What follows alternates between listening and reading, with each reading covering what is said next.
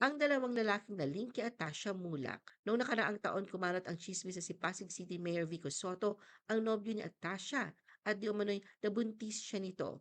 Ngunit mariing pinabulaanan ni Atasha ang mga haka-hakang ito at sinabi na nagulat siya sa tsismis dahil hindi pa sila nakikita ni Vico ng personal. February 2025 kumalat naman ang viral video kung saan tinanong si Vico tungkol kay Atasha.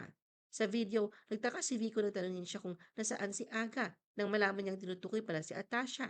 Diretsahang sinabi ni Vico na hindi ito kilala at agad na umalis sa eksena. Isa sa maugong na iniuugnay ngayon kay Atasha ay si Jacob Ang, bunsong anak na may-ari ng San Miguel Corporation na si Ramon Ang.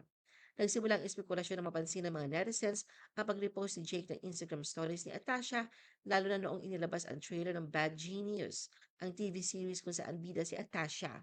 Bukod dito, napansin din ang mutual likes at follows nila sa Instagram, pati na rin ang ilang palitan ng social media interactions. Dagdag pa rin ang pagiging present ni Jacob sa kamakailang dinner ng pamilyang Mula. Gayunpaman, sa isang panayam, nilinaw ni Ramon na magkaibigan lamang si Jacob at Atasha.